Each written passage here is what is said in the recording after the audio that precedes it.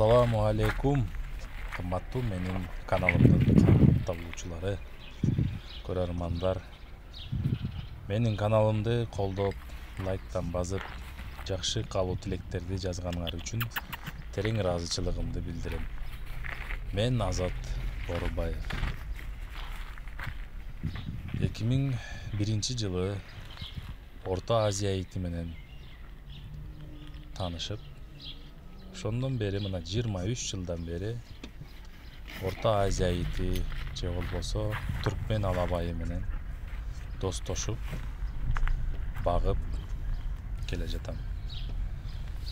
Сиздер көрүп турган күчүк 3 айлык күчүк. 2020 жылы 21 жылы туулган. Бул иттин келечеги кең эле. Мыктыгандан эле канында 12 чемпиондун каны отурган.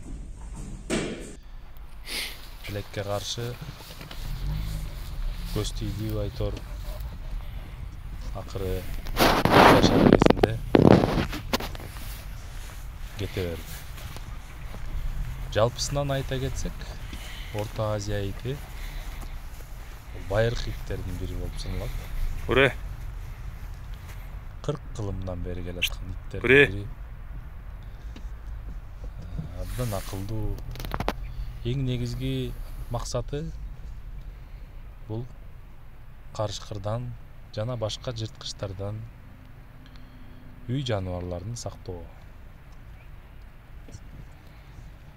Мүнөзүн айта кетсек, оор басырыктуу. Үйдөгү бала чакалар болсо албайт.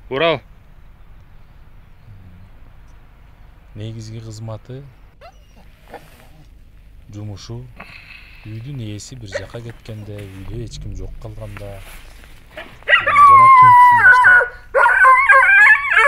Башка иттерден айырмаланып, өзүнүн кубаттуулугун көп корото бербейт.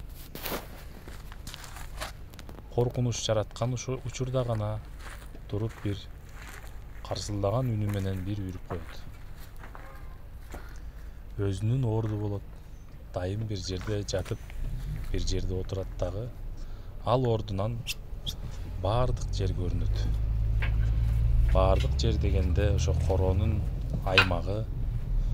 Эгерде кашар да болгон болсо, ошол кашардын баардык айлана чөйрөнөсү, ар бир эшиктин, ар бир корого кире турган дарбазадан көрүнөт. Негизи эле ит адамдын досу дейт, ат адамдын канаты дейт. Мен канча кумдагы иттерди бактым, бирок ушундай алабай Орто Азия итиндей болгон иттерди кездеше элекмин. Мүнөзү менен, кыялы менен, тартиби менен, аткарган жумушу менен биздин кыргыздарга ылайыктуу иттердин бири болуп саналат экен. Албетте өзүбүздүн кыргыз дөбөтү Бөрү басар Волкодав, кыргызский Волкодав деген аттуу итибиз бар. Негизинен ал ит дагы абдан мыкты иттердин бири болуп саналат. Бирок бүгүнкү тасмада мен силерге Орто Азия ити тууралуу айтып берип атам. Ошону менен 2001 жылы кичинекей күчүк алып, ошол күчүктү багып, азыркы күнгө чейин уланып келатат.